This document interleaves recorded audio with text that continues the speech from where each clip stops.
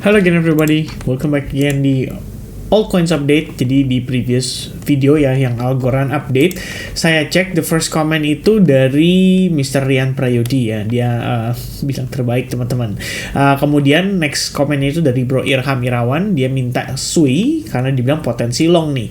Kemudian ada respon dari Mr. Zainal ya, lagi nunggu harga 091 dan 075. Kita bakal coba cek ya untuk pergerakannya. Kemudian nanti ada request untuk Chainlink dan juga Filecoin. Mungkin untuk Chainlink dan Filecoin kita akan update pada saat live streaming. Ini kayaknya seru nih untuk kita review sama-sama ya pada saat live streaming. Mungkin antara hari Rabu atau Kamis. Nanti akan saya inform kembali sesegera mungkin.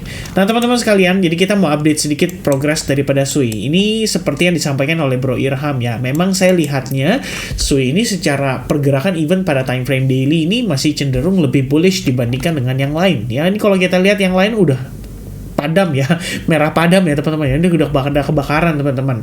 Dan salah satu reasonnya adalah kita lihat Bitcoin dominance sudah valid ya untuk naik kembali. Jadi dia terpantul tepat dari area SNR yang sangat major di sini. Kalau kita berpatokan pada time frame daily, saya pikir ini memang sangat possible ya untuk membuat dia kembali rebound lagi. Dan pada akhirnya kita ngelihat time frame daily ini closingnya bisa sangat bullish sekali. Sementara time frame 4 jam pada prosesnya ini sudah mencangkup break and retest gitu ya. Dia meneruskan penguatannya di saat Bitcoin turun. Jadi tadi saya update nih ke teman-teman Telegram ya. Ini posisi kita saat ini ada di poin nomor 3 guys. Bitcoinnya turun, Bitcoin dominance-nya naik. Jadi altcoins-nya turunnya double-double ya. Pada turun Solana turun 3%, Sandbox turun 5-6%, kemudian rata-rata lah ya kita ngelihat turunnya lumayan dalam nih. Ada ordinals yang turunnya sampai 15% teman-teman. Selebihnya 13%, ini 1000 sats ya, berada di dalam jaringan ordinals juga, dan ada beberapa yang hijau tapi nggak signifikan lah, rata-rata merah atau mayoritas merah. Nah sebenarnya pertimbangan ya, kalau misalkan Bro Irham ada rencana untuk long gitu kan di SUI di sini. Sebenarnya secara setup, price action, struktur, time frame daily saya suka ya. Ini bagus sekali teman-teman sekalian.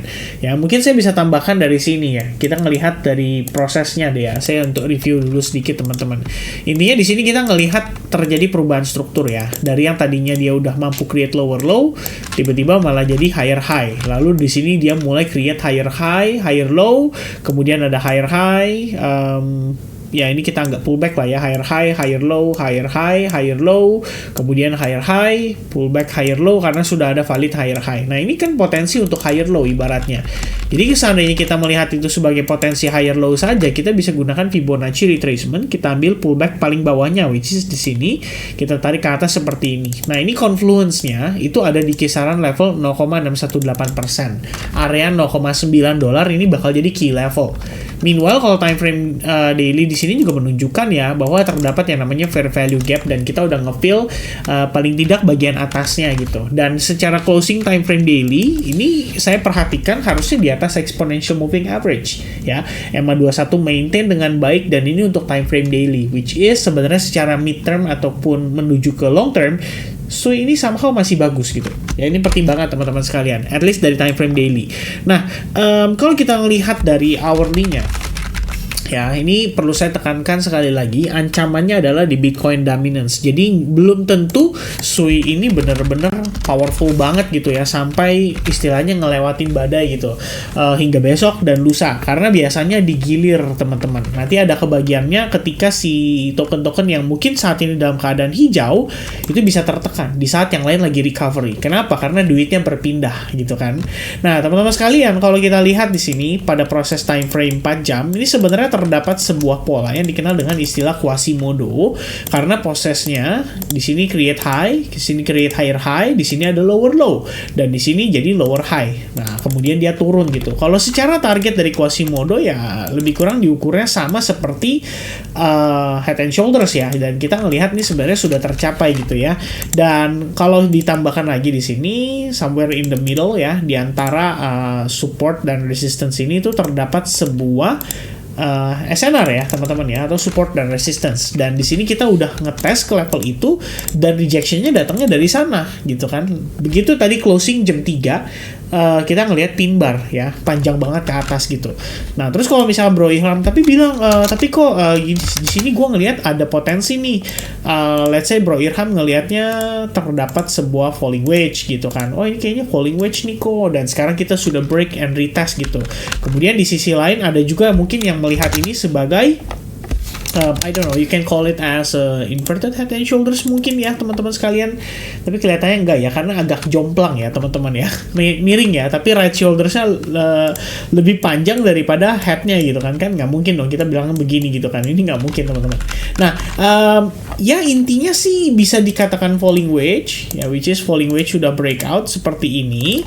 Atau kita anggap secara sederhana saja, kita bisa pertimbangkan bahwa di sini dia mengalami lower low karena sudah breakdown lagi ya dari posisi low sebelumnya. Jadi ini kayak lower low, lower low, lower low gitu kan. Di sini lower low, di sini juga sama ada lower low. Dia sudah create lower low secara struktur. Namun di sini akhirnya kita lihat dia mampu mengalami yang namanya market structure shift. Jadi kita ngelihat dia shifting lagi dari bearish menjadi bullish.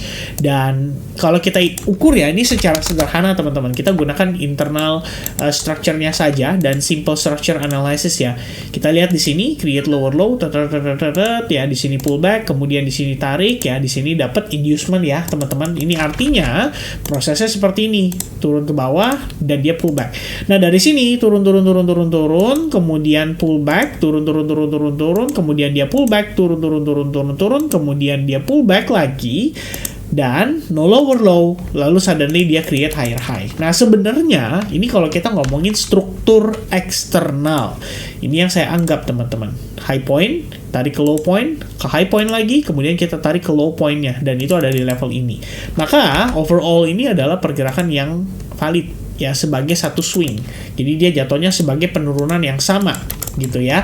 Di dalamnya ada wave gitu kan, ada dua wave, kemudian dia pullback, kemudian 1, 2, 3, 4, 5, kemudian dia baru pullback ya.